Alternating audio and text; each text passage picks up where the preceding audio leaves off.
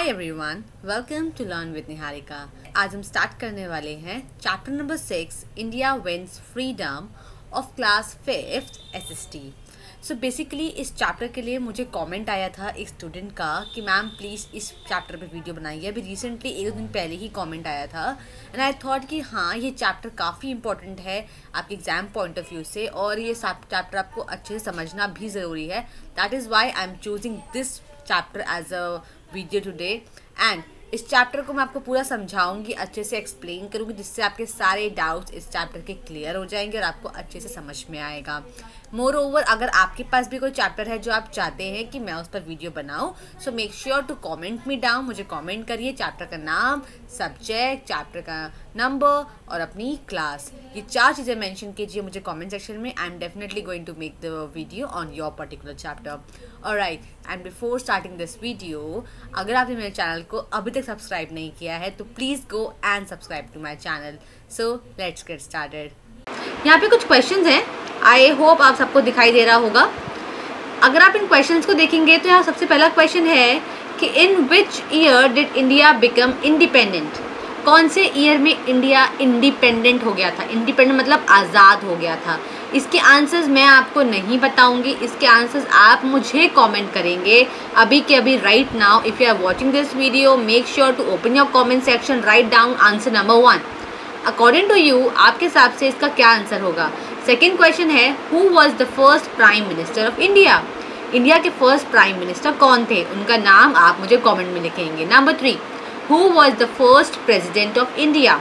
India के first president कौन थे? उनका नाम जिस भी बच्चे को पता होगा जल्दी से अभी के अभी कमेंट सेक्शन में लिखिए। जो बच्चा सबसे पहले और आंसर ये लिखेगा उसको मैं वहीं पे कमेंट में ही बताऊंगी कि आपका आंसर सही है या फिर गलत है। Next is who compose the national anthem of India. National anthem, India का जो नेशनल एंथम है ना, जो जन गण मन जो हम स्कूल में गाते हैं, वो किसने कंपोज किया था, किसने बनाया था? जल्दी से उसका आंसर लिखिए कमेंट सेक्शन में। Last question is what is our national song. हमारा नेशनल सॉन्ग क्या है? ये भी हम बहुत बार अपनी स्कूल प्रेयर्स में गाते हैं। ओके, सो जल्दी से इसका आंसर लिखिए और मुझे पता है आप में से काफ़ी सारे बच्चों को ये आता होगा। जल्दी से अपना कमेंट सेक्शन खोलिए और अभी के अभी इन 5 क्वेश्चंस के आंसर लिखिए और जो बच्चा सारे क्वेश्चन के आंसर एकदम करेक्ट बोलेगा नेक्स्ट वीडियो में उसका नाम मैं ज़रूर लूँगी। ऑलराइट, आगे बढ़ते हैं, चैप्टर स्टार्ट करते हैं। तो आप देख सकते हैं यहाँ पे लिखा है the Indian national Congress achieved limited success during its early years. Indian national Congress जब स्टार्टिंग में कोई पॉलिटिकल जो पार्टी थी, जैसे कि आज आप देखते हो बीजेपी है, कांग्रेस है, आम आदमी पार्टी है ना, तो वैसे ही स्टार्टिंग में सिर्फ और सिर्फ जो मेन जो पार्टी थी पॉलिटिक पार्टी वो थी इंडियन नेशनल कांग्रेस, जिसने बहुत ही लिमिटेड सक्सेस पाई थी। मतलब बहुत ज़्यादा पॉपुलर नहीं हुई थी पर लेकिन बहुत कम स्टार्टिंग के ईयर्स में बहुत ज़्यादा कम ये जो है इसने सक्सेस पाई थी। The leaders of the Congress at this time were known as moderates. और उस टाइम पे जो लीडर्स हुआ करते थे कांग्रेस पार्टी के उन्हें मॉडरेट्स कहा जाता था। और आप में से जिस बच्चे के पास ये बुक है वो तो मार्क कर लेंगे, है ना। जिनके पास ये सेम बुक नहीं है आप क्या कर सकते हैं, आप इस चीज़ को अपना नोटबुक में पेन से लिख सकते हैं, जो आपको इम्पोर्टेंट लगे वो पार्ट। ऑलराइट, आगे बढ़ते हैं। Dadabhai Naoroji and Gopal Krishna Gokhale were moderate leaders. ठीक है, इसका मतलब कि वो कौन सी पार्टी के लीडर्स थे? वो इंडियन नेशनल कांग्रेस के लीडर्स थे। इन तीनों का नाम very very important, make sure to remember it. और मॉडरेट मतलब है कि उस पार्टी के जो लीडर्स थे है ना उन्हें मॉडरेट कहते थे, तो ये उस टाइम के लीडर्स थे। They believed in pleading with the British government to bring about reforms. ठीक है, वो बिलीव करते थे कि हम ब्रिटिश से रिफॉर्म मांगेंगे, है ना। आगे बढ़ते हैं। Gradually they grew another group within the Congress. और धीरे धीरे उन्होंने कांग्रेस के अंदर एक और ग्रुप बनाना शुरू किया and they were called the radicals. Congress के अंदर जो एक और ग्रुप बना था है ना, धीरे धीरे जो उन्होंने तीनों ने मिलकर बनाया उसको बोला गया रैडिकल्स।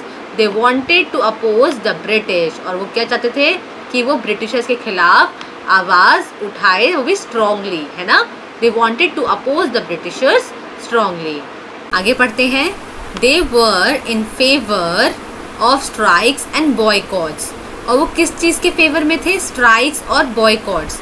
स्ट्राइक्स क्या होती है आपको पता है, जब कोई हम सामने वाला हमारी बात को नहीं समझता है ना, तो हम स्ट्राइक से हम अनशन पे बैठ जाते हैं। अनशन आपने देखा होगा, जैसे काफ़ी लोग क्या करते हैं, रोड पे बैठ जाते हैं, ग्रुप्स है ना, ग्रुप रोड पे बैठ जाते हैं ताकि गवर्नमेंट हमारी बात सुने, गवर्नमेंट हमारी बातों को समझे, है ना, अपनी बात मनवाने के तरीके को, है ना, उसे स्ट्राइक कहते हैं। बॉयकॉट मतलब जो ये सामान बना रहे हैं ब्रिटिशर्स, हम उसको भी यूज़ नहीं करेंगे। तो इन दो चीज़ों को ये लोग फॉलो करते थे। लाला Lajpat Rai, Bal Gangadhar Tilak and Bipin Chandra Pal were the 3 popular leaders of the radical group. तो जो ये इंडियन नेशनल कांग्रेस में से एक और जो ग्रुप बन गया था जिन्हें रेडिकल्स बोलते थे, ये तीनों उनके पार्ट थे, पॉपुलर लीडर्स थे, और इनका मेन काम था कि ये ब्रिटिशर्स को अपोज करते थे, ब्रिटिशर्स की बात नहीं मानते थे। एंड ऑल्सो जो ये जो थे, ये स्ट्राइक्स और बॉयकॉट में बिलीव रखते थे। स्ट्राइक्स मतलब अनशन पे बैठ जाना, धरना दे देना, बॉयकॉट मतलब उनकी बातों को बिल्कुल भी ना मानना। ये इस तरह की जो इनके रूल्स थे ये उनको फॉलो करते थे। और एक और चीज़ ध्यान रखिएगा, बिपिन चंद्र पाल को लाल बाल पाल भी कहते हैं। ठीक है, आगे पढ़ेंगे। ये मेन कुछ लाइन लिखी है यहाँ पे, कोट लिखा है, इसको पढ़ेंगे। Swaraj is my birth right and I shall have it. Swaraj का मतलब है इंडिपेंडेंस, कि इंडिपेंडेंस क्या है, मेरा बर्थ राइट है, मेरा जन्म सिद्ध अधिकार है, that everyone has a right to have independence, और and I shall have it, और मैं इसे पाकर ही रहूँगा। ये बात किसने बोली थी? ये बात कही गई है बाल गंगाधर तिलक ने। This is very very important, इसको ज़रूर याद रखिएगा। Next topic we have is partition of Bengal. Bengal का पार्टीशन कैसे हुआ? In 1905 the British decided to partition Bengal. British ने बंगाल का पार्टीशन करने का कब सोचा? 1905 में। One part was have to have a largely Hindu population. जो एक पार्ट था वहाँ पे सारे कौन रहते थे? हिंदू पॉपुलेशन रहती थी। While the other part was to have a Muslim population. और जो दूसरा पार्ट था वहाँ पे सारे कौन रहते थे? मुस्लिम रहते थे। तो बेसिकली ब्रिटिशर्स ने क्या करा? ब्रिटिशर्स ने बंगाल के एक पार्ट में सारे हिंदूज भर दिए और दूसरे पार्ट में सारे मुस्लिम भर दिए। ठीक है, अच्छा ये सब डिस्कस करने से पहले मेरे पास एक और चीज़ है आगे बढ़ने से पहले। ये थे लाला लाजपत राय जो आपको दिख रहे हैं इस पिक्चर में। ही वॉज बाल गंगाधर तिलक जिन्होंने कहा था कि Swaraj is my birth right and I shall have it. और ये थे बिपिन चंद्र पाल जिन्हें हम लाल बाल पाल कहते हैं। आगे बढ़ते हैं।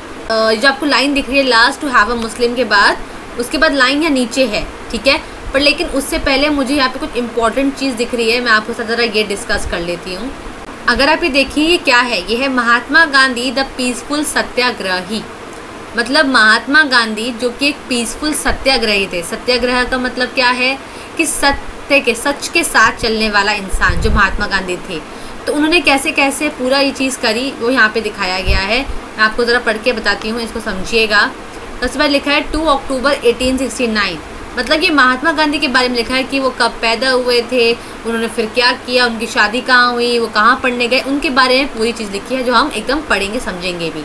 ठीक है, सबसे पहले अगर आप देखोगे लेफ्ट साइड पे जो एक क्लॉक बनी हुई है, ये वाली पिक्चर है ना, यहाँ पे लिखा है 2 अक्टूबर 1869 को इनका बॉर्न हुआ था। बॉर्न इन पोरबंदर इन गुजरात। गुजरात में ये महात्मा गांधी पैदा हुए थे।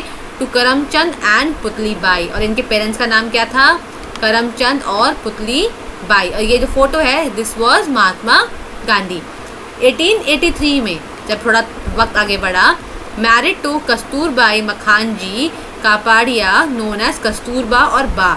फिर इनकी शादी हो गई बा से जिनको कस्तूरबा भी कहते हैं। 1888 में went to London to study law. कि लंदन चले गए लॉ पढ़ने के लिए, कानून पढ़ने के लिए। ठीक है, फिर 1891 में return to India started a law practice. 1891 में ये इंडिया वापस आ गए और इन्होंने लॉ की प्रैक्टिस शुरू कर दी। आगे पढ़ेंगे। 1893 में travel to South Africa, spend the next 21 years there. और इन्होंने 1893 में ये साउथ अफ्रीका चले गए और वहाँ पे इन्होंने 21 ईयर्स स्पेंड करे। 1915 में return to India from South Africa. और 1915 में ये इंडिया वापस आ गए साउथ अफ्रीका से। तो this was Mahatma Gandhi journey, कि उन्होंने शुरुआत कहाँ से करी, फिर उन्होंने एंड कहाँ पे किया, ये उनकी पूरी जर्नी है। And this is very important in terms of exam. आपको ये डेट्स याद होनी चाहिए कि उनका बर्थ कब हुआ और वो कब कहाँ गए, कब वो इंडिया आए, कब वो इंडिया से गए, कब वो साउथ अफ्रीका गए, कितने टाइम के लिए गए। This is very very important for all of you. आगे अगर हम बढ़ेंगे तो जैसे मैंने ये पढ़ा था अभी लास्ट कि while the other part was to have Muslim majority. So basically हम क्या पढ़ रहे थे कि जो ब्रिटिशर्स थे उन्होंने बंगाल को 2 पार्ट्स में डिवाइड कर दिया। One is the Hindus and the other one is the Muslims. The partition was an attempt to prevent Hindus and Muslims from uniting against the British. ये पार्टीशन क्यों किया था उन्होंने, ताकि ये एक अटेम्प्ट था ताकि हिंदूज और जो मुस्लिम्स हैं वो एक साथ मिलकर ब्रिटिश के अगेंस्ट ना खड़े हो जाए, उनमें यूनिटी ना हो। That is why they practice to divide Hindu and Muslim as per the state. People strongly oppose the partition. लोगों ने इस पार्टीशन का अपोज किया, इसके खिलाफ लोगों ने आवाज़ उठाई कि नहीं ये गलत है। द कांग्रेस जो पार्टी थी उस टाइम पे लॉन्च द स्वदेशी एंड बॉयकॉट मूवमेंट। अब इन्होंने कौन सा मूवमेंट लॉन्च कर दिया था, स्वदेशी एंड बॉयकॉट। स्वदेशी दैट दिस स्व मतलब होता है संस्कृत में हमारा, मेरा। स्वदेशी ये हमारा देश है। बॉयकॉट का मतलब है कि जो भी ब्रिटिशर्स अपनी कंट्री से सामान बनवाकर हमारी कंट्री में आके सेल कर रहे हैं, हम उसको परचेज़ नहीं करेंगे, हम उसको बिल्कुल यूज़ नहीं करेंगे। बल्कि जो इंडिया में बन रहे हैं, इंडिया में जैसे खादी के कपड़े बन रहे हैं, स्पाइसेस बन रहे हैं, हम उन्हें यूज़ करेंगे। हम ब्रिटिशर्स के सामान को बिल्कुल भी यूज़ नहीं करेंगे, उसे बॉयकॉट कहते हैं। कि कांग्रेस ने सबसे पहले कौन सा मूवमेंट स्टार्ट किया, that is swadeshi and boycott movement. As a result the British were forced to reunite Bengal in 1911। और इसका रिजल्ट क्या निकला कि ब्रिटिशर्स को ना चाहते हुए भी जो है बंगाल को रीयूनाइट करना पड़ा। कौन से ईयर में, 1911 में ब्रिटिशर्स ने बंगाल को फिर से रीयूनाइट कर दिया। मतलब हिंदू मुस्लिम कुछ अलग अलग नहीं, सब एक साथ मिलकर रहेंगे। अब हम पढ़ने वाले हैं बेसिकली स्वदेशी एंड बॉयकॉट मूवमेंट के बारे में ब्रीफ से, है ना। स्वदेशी means of one's own country. जैसा मैंने आपको बताया कि किसी एक की अपनी कंट्री, उसे स्वदेशी कहते हैं। हमारी खुद की अपनी कंट्री दैट इज स्वदेशी। हम तुम्हारा जो सामान है जो तुम बनाते हो, हम वो यूज़ भी नहीं करेंगे, हम वो सामान यूज़ करेंगे जो इंडिया में प्रोड्यूस होता है, इंडियंस के द्वारा प्रोड्यूस होता है, ठीक है। The movement aim to popularise the use of goods made in India. और इस मूवमेंट का मेन मुद्दा ये भी था कि जो इंडिया में गुड्स बनते हैं, है ना, जो गुड्स का मतलब है सामान, जो इंडिया में सामान बनता है उसको पॉपुलराइज करना, उसको पॉपुलर करना, लोग उसको खरीदे, ऐसा करना इनका जो मेन मोटिव था। People were asked to boycott all foreign goods. जैसा यहाँ लिखा भी है कि लोगों को बोला गया कि आप फॉरेन गुड्स मतलब जो बाहर से आया हुआ सामान है उसको बॉयकॉट कीजिए, उसको बहिष्कार कीजिए, उसको यूज़ मत कीजिए। They made huge bonfires of foreign made goods. उन्होंने क्या करा, उन्होंने सारे जो फॉरेन के गुड्स थे, फॉरेन का जो सामान था, उन सबको इकट्ठा किया और बॉनफायर कर दिया। बॉनफायर मतलब उन सब में आग लगा दी। A large number of women and students join the movement. और बहुत सारी वुमेन, मैन, स्टूडेंट्स सब ने इस मूवमेंट को ज्वाइन किया। The government tried to suppress the movement. और गवर्नमेंट ने क्या करा, ब्रिटिश गवर्नमेंट ने इस मूवमेंट को सप्रेस, दबाने की कोशिश करी, पर ये दबा नहीं, ठीक है। आगे बढ़ते हैं।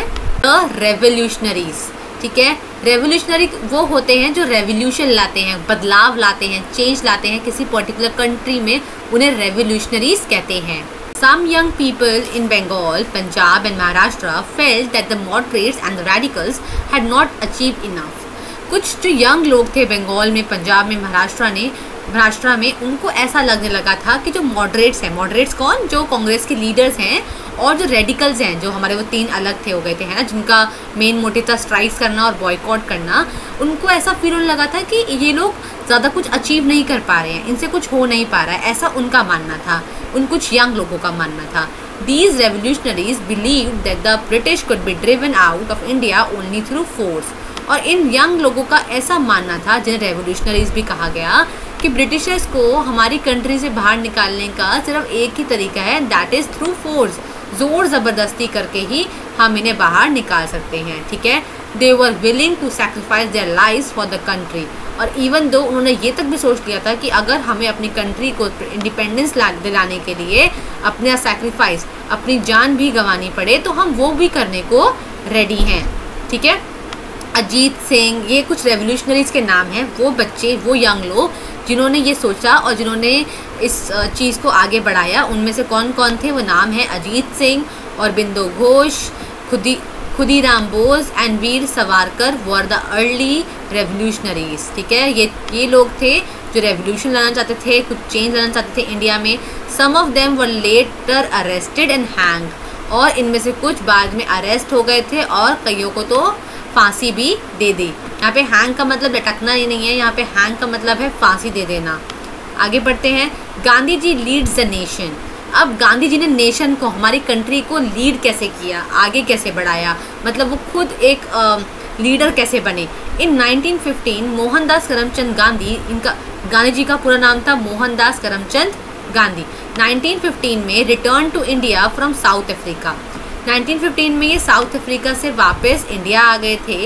इन South Africa he had fought against the racist policies of the white ruler. और साउथ अफ्रीका में इन्होंने क्या करा, 21 ईयर्स इन्होंने वहाँ पे बिताए। इन्होंने वहाँ पे रह के भी जो रेसिस्ट पॉलिसी, रेसिस्ट का मतलब होता है जब आप किसी के कलर, किसी के रिलीजन के बेसिस पर किसी के साथ भेदभाव करते हो, उसे रेसिस्ट कहते हैं। और वहाँ पे क्या था, साउथ अफ्रीका में जो अमेरिकन्स थे, है ना, जो वाइट पीपल थे, है ना, उनका ये मानना था कि जो ब्लैक पीपल होते हैं वो बहुत लो कास्ट के होते हैं, वो बहुत लो लेवल के होते हैं, और जितने भी बेकार काम हो वो सारे वही करेंगे, उनकी कोई रिस्पेक्ट नहीं थी। तो साउथ अफ्रीका में गांधी जी उनके अगेंस्ट, उन पॉलिसीज़ के अगेंस्ट उन्होंने फाइट करी कि नहीं, black and white both are equal, there should not be any discrimination between any of them. तो ऐसा मानना था गांधी जी का। His method of fighting. आगे पढ़ते हैं। अब ये गांधी जी की कुछ आगे की बातें, अगर आप ऊपर देखेंगे यहाँ पर, तो हमने यहाँ तक पढ़ा था कि वो साउथ अफ्रीका वापस आ गए। अब जो हम पढ़ने वाले हैं कि साउथ अफ्रीका के बाद क्या क्या हुआ, वो अब आगे लिखा है। ठीक है, सो इसको हम पढ़ लेते हैं। सबसे पहले यहाँ देखेंगे अगर आप, तो 1920 जो लिखा है ना, 1920 में क्या हुआ, launch the non cooperation movement against the British. British के अगेंस्ट नॉन कॉपरेशन मूवमेंट इन्होंने लॉन्च कर दिया। नॉन कॉपरेशन का मतलब है कि हम आपके साथ कॉपरेट नहीं करेंगे, जैसा आप चाहते हो हम वैसा नहीं करने वाले हैं। We are going to do what we think of, हम जैसा सोचते हैं हम वैसा ही करेंगे। 1922 में क्या हुआ, withdrew the movement sent to prison. उन्होंने मूवमेंट विड्रू कर लिया, उन्होंने जो मूवमेंट था उसको वापस ले लिया और गांधी जी को जेल भेज दिया गया। Prison means jail. 1930 में क्या हुआ, लेट द सॉल्ट मार्च। इन्होंने सॉल्ट मार्च स्टार्ट किया। कि क्या है हम आगे पढ़ेंगे पूरा ब्रीफ में। Which started the civil disobedience movement, जिसने सिविल डिसओबीडियंस मूवमेंट को भी स्टार्ट करा। 1942 में क्या हुआ, launch the quit India movement sent to prison. इन्होंने क्विट इंडिया मूवमेंट स्टार्ट किया और इनको फिर से जेल में डाल दिया। 1946 से 47 में क्या हुआ, travel to different parts of India spreading the message of peace. इन्होंने इंडिया के डिफरेंट पार्ट्स में गए और वहाँ जाकर इन्होंने शांति का मैसेज हर जगह फैलाया। 30 जनवरी 1948 में क्या हुआ, passed away in new Delhi, और तब इन्होंने अपना शरीर त्याग दिया। ये पास्ड अवे हो गए कहाँ, न्यू दिल्ली में। तो this was his journey since, जब से ये पैदा हुए तब और जब इनका एंड हुआ तब तक जो भी इनके साथ हुआ वो यहाँ पे आपको दिखाया गया है। हम जो ऊपर पढ़ रहे थे पैराग्राफ में वो था कि his method of fighting known as satyagraha. उनका जो फाइट करने का तरीका था उसको लोगों ने बोलना शुरू किया सत्याग्रह। वॉज बेस्ड ऑन 2 प्रिंसिपल्स, और इनके सिर्फ 2 प्रिंसिपल्स पर इनका सत्याग्रह चलता था, that is truth and non violence. एक तो ये सच का साथ देते थे और नॉन वायलेंस। इनका ये मानना था कि जो काम प्यार से समझा कर बात कर सॉल्व हो सकता है उसके लिए वायलेंस करना, लड़ाई झगड़ा करना ज़रूरी नहीं है। तो non violence means the things which we solve without getting violent, है ना। आफ्टर रिटर्निंग टू इंडिया वापस आने के बाद Gandhi ji travelled across the country. Gandhi ji ने हमारी पूरी कंट्री घूमी। He was shocked by the poverty मतलब गरीबी देख के वो शॉक रह गए। He decided to fight not only the British but also the prevailing social and religious practices, specially the caste system. और वो शॉक होने के बाद उन्होंने डिसाइड किया कि वो ना सिर्फ ब्रिटिश से इसके लिए लड़ेंगे बल्कि वो ये जो कास्ट सिस्टम चला आ रहा है, जो ये अमीर गरीब, ऊंची जाति नीची जाति, ये जो चीज़ चल रही है वो इसके खिलाफ भी आवाज़ उठाएंगे। He asked people not to obey the unjust laws of the government. उन्होंने लोगों से बोला कि आप जो गवर्नमेंट के जो ये लॉज हैं, कानून हैं, जो कि एकदम बिल्कुल भी सही नहीं हैं, उनको आप ओबे मत करो, उनको आप फॉलो मत करो, ऐसा गांधी जी ने लोगों को समझाया। आगे बढ़ते हैं। अब जो हमारा टॉपिक है वो है जलियांवाला बाग मैसेकर। बेसिकली इसमें क्या था आप सबको पता है ना, फिर भी मैं आपको एक बार समझा देती हूँ। On 13 April 1919 a public meeting was held at Jallianwala Bagh in Amritsar. ठीक है, अमृतसर में एक जलियांवाला बाग था जहाँ पे एक पब्लिक मीटिंग हो रही थी 13 अप्रैल 1919 को। General Dyer came here and ordered his soldiers to fire at the crowd. General Dyer वहाँ पर आए और उन्होंने ऑर्डर दिया अपने सोल्जर्स को कि क्राउड में, जो वहाँ भीड़ थी, जो वहाँ लोग थे, चाहे वो बच्चे थे, चाहे वो बूढ़े थे, चाहे वो वुमेन थे, मेन थे, जितने भी लोग थे, उन सब पर फायरिंग करनी स्टार्ट कर दो।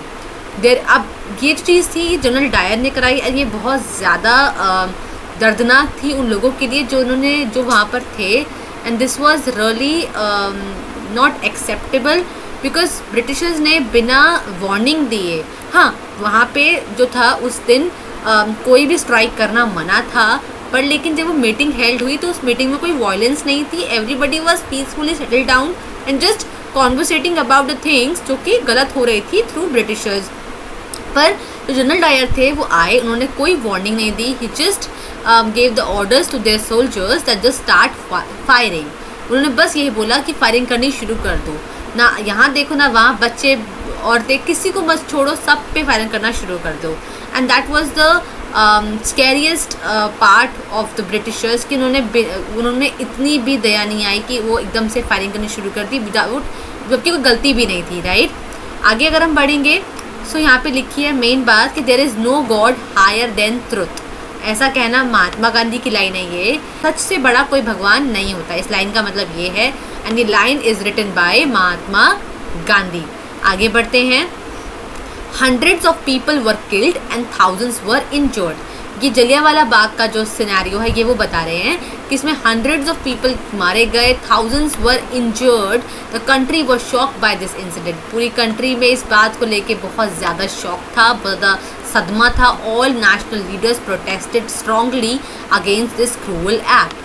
इस क्रूअल वर्ड वो होता है जहाँ पे कोई दया भाव नहीं होती, जहाँ पे कोई काइंडनेस नहीं होती। और इस एक्ट में जनरल डायर ने ना बच्चे छोड़े ना बूढ़े छोड़े, सबको ही जिस पे गोलियां चलवा दी। एंड जो नेशनल लीडर्स थे उन्होंने इसके अगेंस्ट प्रोटेस्ट किया, आवाज़ उठाई, है ना, स्ट्रांगली एक्ट के। आप अगर राइट वाली पिक्चर देखोगे, ये लिखा है the entrance to Jallianwala Bagh. ठीक है, this was the entrance and this was the only entrance. पूरे जलियांवाला बाग मतलब एक तरह से वो एक पार्क की तरह है, एक प्लेग्राउंड की तरह है, पर उसका जो एंट्रेंस है this was the only get. यही एक गेट था जो उसका एंट्रेंस है। और जनरल डायर अपने सोल्जर्स को लेके इसी गेट से एंटर किया और उस पूरे गेट पर अपना कब्जा कर लिया। एंड लोगों के पास कोई ऑप्शन नहीं बचा कि वो कहाँ जाकर छुपे। इस वजह से काफ़ी लोगों को मार दिया गया, काफ़ी लोग इंजर्ड हो गए। Next we have is non cooperation movement. Non cooperation movement का मतलब है वो मूवमेंट जिसमें गांधी जी ने बोला कि हम आपके साथ कॉपरेट अब नहीं करेंगे। In 1920 Gandhi ji launch the non cooperation movement. He asked people to disobey laws peacefully. Non cooperation movement जो है गांधी जी ने 1920 में लॉन्च किया और उन्होंने लोगों को बोला he asked people to disobey laws peacefully. उन्होंने बोला आप इनके लॉज को डिसओबे करो, मत मानो, पर पीसफुली, लड़ाई झगड़े से नहीं, आराम से प्यार से इनके लॉज को मत फॉलो करो। बट इन चौरी चौरा एक जगह का नाम है उत्तर प्रदेश में, some people set fire to a police station. कुछ लोगों ने वायलेंस करनी शुरू कर दी, उन्होंने पुलिस स्टेशन में आग लगा दी एंड 22 पुलिसमैन डायर, जिससे कि 22 पुलिसमैन जो है वो मर भी गए, है ना। Gandhi ji was against violence. Gandhi ji violence के अगेंस्ट थे। गांधी जी को लड़ाई झगड़ा नहीं पसंद था and he withdrew the movement immediately. और उन्होंने मूवमेंट को उसी वक्त वापस ले लिया कि हम ऐसा कोई मूवमेंट नहीं कर रहे। तो ये जो नॉन कॉपरेशन मूवमेंट है इसके रुकने की वजह ये है कि कुछ लोगों ने जो है पुलिस स्टेशन में आग लगानी शुरू कर दी और उससे काफ़ी पुलिस वाले मर भी गए, इसलिए नॉन कॉपरेशन मूवमेंट जो है रोक दिया गया। लीडर्स कौन कौन थे इनमें? Such as Rajendra Prasad. अच्छा, आपको बता देती हूँ, Rajendra Prasad was the first president of India. Sardar Vallabh Bhai Patel, Sarojini Naidu, C Raja Gopalachari, Maulana Azad, Chittaranjan Das, Motilal Nehru and Jawaharlal Nehru. और जवाहरलाल नेहरू कौन थे? First prime minister of India. Participated actively in the non cooperation movement. और इन सब ने बहुत ही एक्टिवली पार्टिसिपेट किया था नॉन कॉपरेशन मूवमेंट में। Next is Simon commission. अब ये साइमन कमीशन क्या है? The law and order situation in the country was getting out of control. जो ये लॉज हैं, ऑर्डर्स हैं, इनकी सिचुएशन कंट्री में बहुत ज़्यादा बेकार होती जा रही थी। The government decide to make some changes. Government ने कुछ चेंजेस करने के सोचे एंड अपॉइंटेड द साइमन, और साइमन को इंडिया में अपॉइंट कर लिया ताकि वो यहाँ पर लोगों को समझाए और रूल्स फॉलो करवाए। एंड जो ये मैं गवर्नमेंट बोल रही हूँ, ये कौन सी गवर्नमेंट है? ये ब्रिटिश गवर्नमेंट है, ठीक है। साइमन कमीशन, ठीक है। It came to India in 1928, और ये इंडिया कब आया? 1928 में। As there was no Indian member in it, और इसमें कोई भी इंडियन मेंबर नहीं था। The Congress decided to boycott it. Congress ने इसको बॉयकॉट करने का डिसाइड किया। A new group of revolutionaries became active at this time.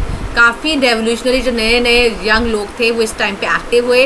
Rajguru Bhagat Singh का नाम हम अभी भी जानते हैं, है ना।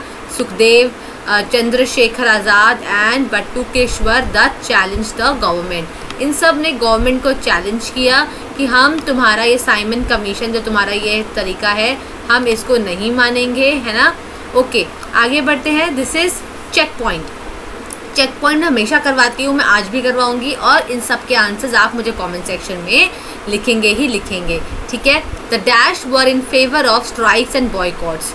कौन थे जो स्ट्राइक्स और बॉयकॉट्स के फेवर में थे?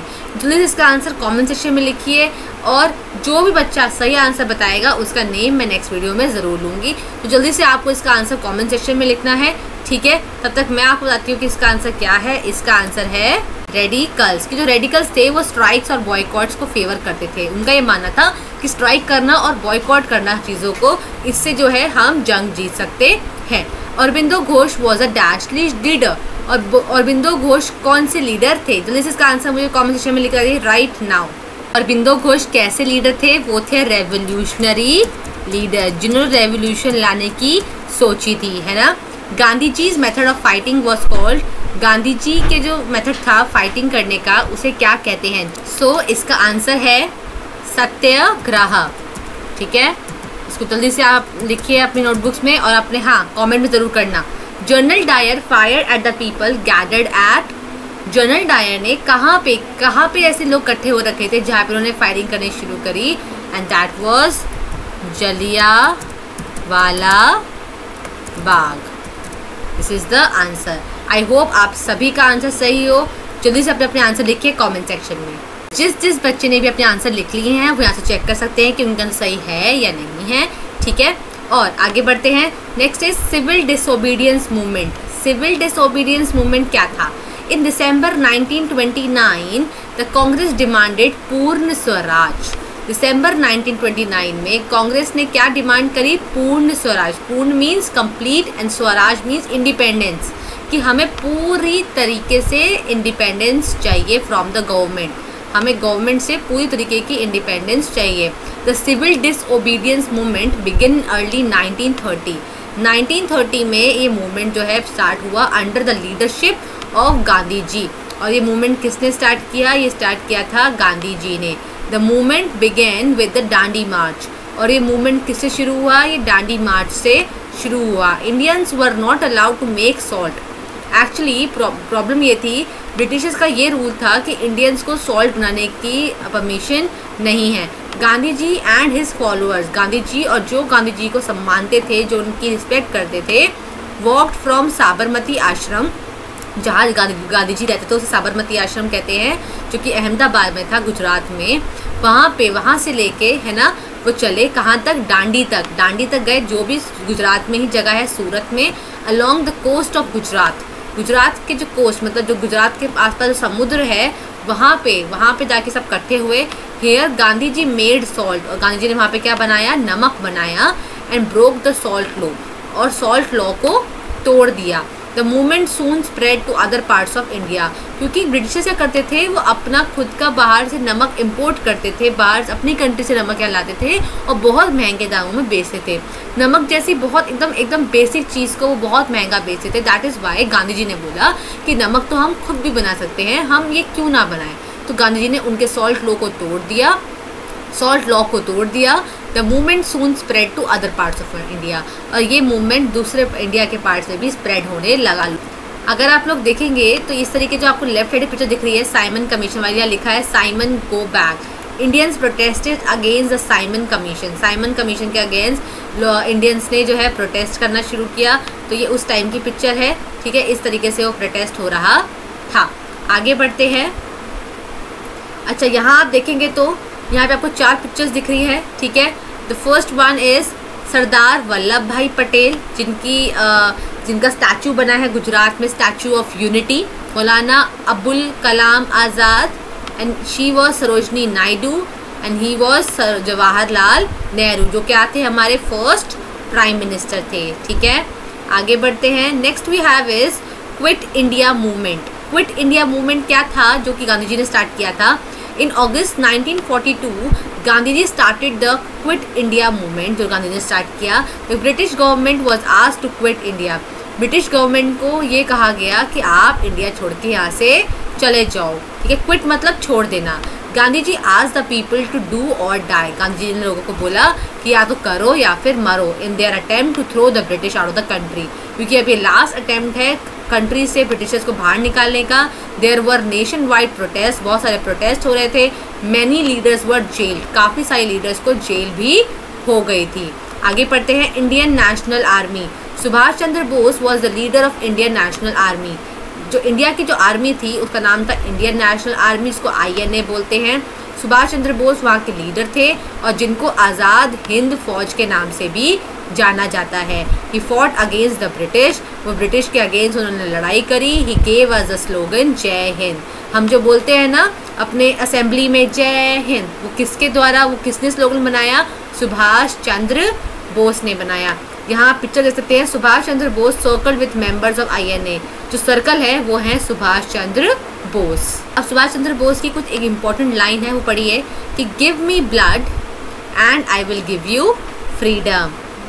इसको हिंदी में कहते हैं तुम मुझे खून दो मैं तुम्हें आज़ादी दूंगा। ये बात किसने कही? सुभाष चंद्र बोस ने। उनका ये मानना था कि जितने भी सोल्जर्स हैं, give your life for this country and मैं तुम्हें इसके अगेंस्ट क्या दिलवाऊंगा? फ्रीडम दिलवाऊंगा, ठीक है। अच्छा, आगे पढ़ते हैं। अब अगर हम देखेंगे हमारे राइट हैंड साइड पे भी कुछ टॉपिक्स है, वो पढ़ लेते हैं। जैसे है India becomes free, India free हो गया। After the second world war, जब सेकेंड वर्ल्ड वॉर हुआ ended in 1945, the British government agreed to leave India. British government मान गई इंडिया छोड़ने के लिए। However it was decided to divide the country into 2, पर उन्होंने जाते जाते भी कंट्री को 2 पार्ट में डिवाइड कर दिया। वो 2 पार्ट्स थे India and Pakistan. On 15 August 1947 India became a free country, और 15 अगस्त 1947 को इंडिया एक फ्री कंट्री बन गई। और 15 अगस्त 1947 को हम अपना इंडिपेंडेंस डे मनाते हैं। अब जो टॉपिक है वो है इंडिपेंडेंट इंडिया। इंडिपेंडेंट इंडिया का क्या हुआ? जब इंडिपेंडेंट इंडिया मतलब वो इंडिया जो अब फ्री हो गई, जहाँ पे किसी का भी रूल नहीं चल रहा था। Jawaharlal Nehru was elected the first prime minister of India. जैसे कि आपको ने बताया कि उस वक्त सबसे पहले प्राइम मिनिस्टर किसको बनाया गया? जवाहरलाल नेहरू को। और डॉक्टर राजेंद्र प्रसाद क्या बने? Become the first president. इनको फर्स्ट प्रेसिडेंट बनाया गया।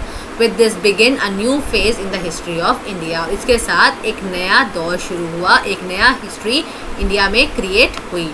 फैक्ट वाइज पढ़ लेते हैं। कुछ फैक्ट्स हैं कि Jawaharlal Nehru gave a speech to welcome India's independence. Jawaharlal Nehru ने एक स्पीच दी। इन्होंने बोला, long years ago we made a tryst with destiny and now the time comes when we shall redeem our pledge, not wholly or in a full measure but very substantially. At the stroke of the midnight hour when the world sleeps, India will awake to life and freedom. तो कहने का मतलब ये है कि बहुत साल पहले हमने ऐसा सोचा था कि हमारी डेस्टिनी आएगी, हमारी किस्मत होगी कि हम फ्रीडम पाएंगे, पर धीरे धीरे जैसे टाइम आया हमने ये प्लेज ली, हमने कसम खाई कि हम अपनी कंट्री को इंडिपेंडेंस दिलवा कर रहेंगे, जो कि हमने पूरे तरीके से दिलवा कर रही। और जो कि है अब क्या होगा? India will awake to life and freedom. अब इंडिया में लोग जिएंगे भी और इंडिपेंडेंस से जिएंगे, फ्रीडम से जिएंगे। और राइट, सो जैसे आप देख सकते हो वर्ड टू नो स्टार्ट हो गया है, विच मीन्स कि हमारा चैप्टर ओवर हो गया है। एंड आई होप आप सबको ये चैप्टर बहुत ज़्यादा पसंद आया होगा, क्योंकि जब मैं ये चैप्टर समझा रही थी तो मुझे भी बहुत मज़ा आ रहा था ये सब चीज़ों के बारे में पढ़ने में, दोबारा से रिकॉल करने में, आप सबको समझाने में। इससे हमें पता चलता है कि हमें इंडिपेंडेंस फ्री में नहीं मिली है, हमें इंडिपेंडेंस आराम से नहीं मिली है। Our soldiers, our freedom fighters, our revolutionaries, सब ने बहुत ज़्यादा मेहनत करी है, बहुत ज़्यादा फाइट्स करी है, बहुत ज़्यादा प्रोटेस्ट करे हैं हम हमारी पूरी कंट्री को फ्रीडम दिलाने के लिए। And we should be thankful and grateful to each one of them कि उन्होंने हमारे लिए इतना कुछ किया है ना। और अगर आपको ये चैप्टर से कोई भी नॉलेज मिली हो, आपको कोई नई बात सीखने को मिली हो, या फिर आपको लगता हो कि अरे इसके बारे में तो मुझे पहले भी जानना चाहिए था, या आपको कोई नई नॉलेज मिली हो, so please do like this video. And जैसे कि आप देख सकते हो ये चैप्टर क्लास 5th का है, तो आपके बहुत सारे क्लासमेट्स होंगे, फ्रेंड्स होंगे, सिबलिंग्स होंगे, आपके ब्रदर सिस्टर्स होंगे, जिनको आप ये वीडियो सेंड कर सकते हो, शेयर कर सकते हो, जिसके थ्रू आपको तो ये समझ में आ ही रहा है, साथ ही साथ उनको भी ये समझ में आएगा, उनके भी एग्जाम्स में इसमें हेल्प होगी। So please please please share this video, this is very very very important chapter. किसी भी क्लास 10 तक के बच्चे को अगर आप ये वीडियो भेजोगे तो हर किसी के लिए नॉलेजेबल है। आप किसी भी पर्सन के साथ वीडियो शेयर कर सकते हो, क्योंकि इसमें ऐसा कुछ नहीं है जो किसी को ना पता हो, सबको ये बात जाननी ज़रूरी है। जितने भी मूवमेंट्स है, everybody has to have the knowledge of it, है ना। So please share this video. And अगर आपके पास कोई चैप्टर है या आपके पास कोई सजेशन है जो कि आप मेरे को दे सकते हैं, या फिर अगर आप चाहते हैं कि इस चैप्टर में से आपको कुछ भी 1-2 पॉइंट जो भी नहीं समझ में आए हों, आप मुझे कमेंट कर सकते हैं, मैं आपको अच्छे से समझा दूंगी। साथ ही साथ अगर आपके पास कोई चैप्टर है जो आप चाहते हैं कि मैं उसको इसी तरह से एक्सप्लेन करूं आपके साथ, है ना, तो आपको क्या करना होगा, आपको मुझे उस चैप्टर की फ़ोटो क्लिक करके मेरे ईमेल एड्रेस जो आपको स्क्रीन पर दिख रही होगी उस पर आपको मुझे ईमेल करना होगा। साथ ही साथ अगर आप इंस्टाग्राम पे हैं तो मैं इंस्टाग्राम का भी लिंक यहाँ दे दूँगी, स्क्रीन पे भी और डिस्क्रिप्शन में भी, दोनों का। आप जाके मेरे को इंस्टाग्राम पे भी DM कर सकते हैं। बिकॉज होता क्या है कि आपकी बुक आपके पास जो है, हो सकता है मेरे पास वो सेम बुक ना अवेलेबल हो, है ना। तो अगर आप मुझे अपनी बुक की फ़ोटोज़ खींच के भेजेंगे, that would be very helpful for me to make directly from your book, ताकि आपको अच्छे से समझ में आए। एंड अपार्ट फ्रॉम दैट, जैसा कि मैं देखती हूँ काफ़ी बच्चे मेरे क्वेश्चन आंसर्स वाले लिंक को क्लिक करते हैं, जिसमें PDF होती है उसको क्लिक करते हैं, पर लेकिन उनके पास उसका एक्सेस नहीं मिल पाता। एक्चुअली जब मैंने पहले वो लिंक डाला था तब वो एक्सेस मैंने सेटिंग चेंज नहीं की थी, तो मेरे पास वो एक्सेस आता है और आप 1-2 घंटे के अंदर मैं आपको उसका एक्सेस अलाउ कर देती हूँ, है ना। So I am so sorry for that, but लेकिन आप जब भी उसको क्लिक करेंगे तो आपको एक्सेस के लिए वेट करना पड़ेगा। मैं जब भी चेक करती हूँ मैं उसी वक्त उसको अलाउ कर देती हूँ, तो काफ़ी सारे बच्चों को मैंने वो अलाउ कर दिया है। एंड आई होप कि आप सब उन क्वेश्चन आंसर्स का फ़ायदा उठाएँ, उन लिंक्स पर क्लिक करें, उनको देखें, पढ़ें, समझें और अपने एग्ज़ाम्स में अच्छे मार्क्स लाएँ। साथ ही साथ अगर आपने मेरे चैनल को अभी तक सब्सक्राइब नहीं किया है तो please go and subscribe to my channel, because अब आने वाली जो भी वीडियोस होंगी आप सबके बहुत ज़्यादा काम आने वाली हैं, है ना। एंड ये तो अब ईयर का एंड होने वाला है, एग्ज़ाम्स भी आएंगे, सेकंड टर्म होगा, सो मेक श्योर कि आप मेरे चैनल को सब्सक्राइब करें, ताकि जब भी मेरी कोई वीडियो आए तो आपको नोटिफिकेशन आए ही आए, है ना। सो आज इस वीडियो को यहीं ख़त्म करते हैं, और अगर आपके पास कोई भी सजेशन हो तो आप मुझे बेझिझक कमेंट कर सकते हैं। सो thank you for watching this video. We'll meet you in the next video. Bye bye.